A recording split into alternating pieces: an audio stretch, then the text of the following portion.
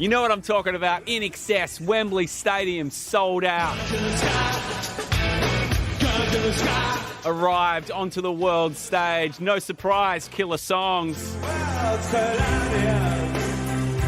Rewatching it back, it might be the perfect set.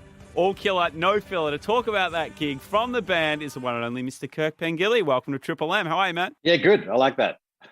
all killer, no filler. Absolutely, man. Hey, does this performance feel like yesterday or does it feel like 30 years ago? It doesn't seem like 30 years ago, that's for sure. Although if I really sat down and thought about it, it probably would. Yeah, man. Funny how time kind of stretches and shrinks. Man, what was the feeling like in the band, like around that time when you heard the news that you're going to be playing that show? Obviously, like it's such an iconic venue. What was the mood like in the band when you got the news, the confirmation? It's like, dudes, we're doing Wembley Stadium. Yeah, look, we were really excited. We'd had a really tough time with the UK media. They hated Australian bands and just always bagged us and all that sort of stuff.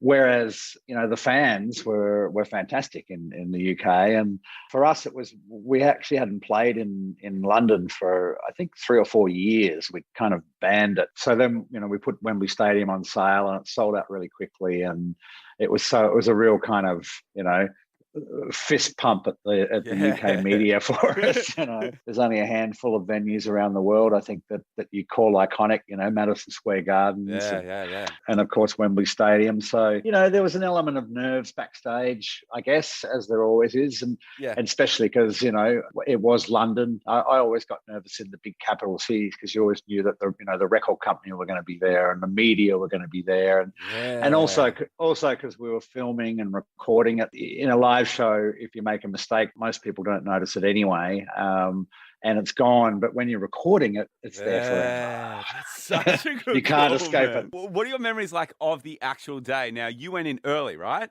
You went in to check out the support bands. I saw that, and the rest of the band came in later.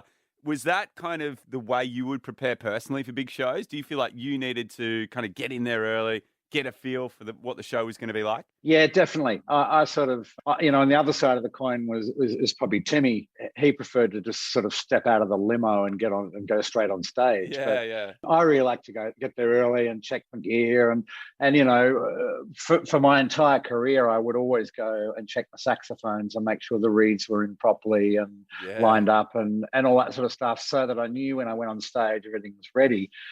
What was everyone's kind of pre-gig ritual? Like you said, everyone was different. How did everyone prepare for a show? Unlike a lot of bands, we always hung together. We didn't have separate change rooms and all that sort of stuff.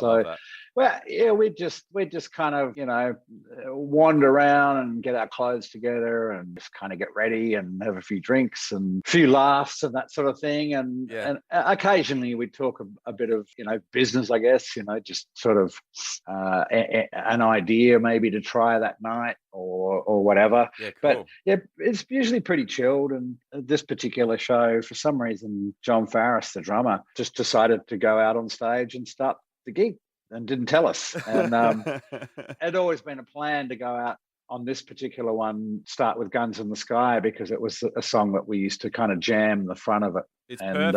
And that way the sound guy could kind of get everything up and balanced before the whole band kind of came in. So that's kind of what we'd planned to do anyway, but John had kind of run out there without telling us. What I also noticed was like, man, there are so many people wandering around. Did you get to a point in your career where you're just like, who the hell is everyone in this room at some time? Yeah, no, definitely. Definitely there was that. And this particular night too, I think we had like a couple of hundred people in the change room with us. Yeah, man. Drinking our rider, I might add.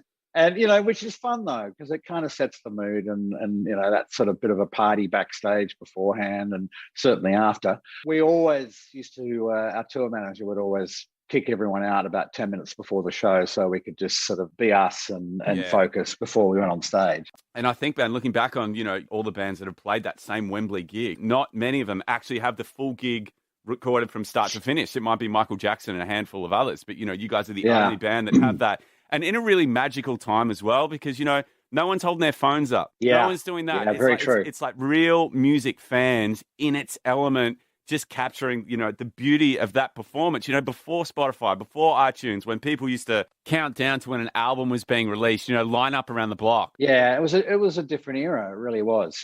Now there's so many things you can put your time and your money into and all that sort of stuff. And back then it was pretty much movies or live gigs, and that was it. That was entertainment. Absolutely, man. Well, Kirk Bengilli, it is probably one of the most iconic Australian performances ever. It's recorded in INXS, live, baby, live at Wembley Stadium. Thanks for chatting, man. Thanks so much, mate.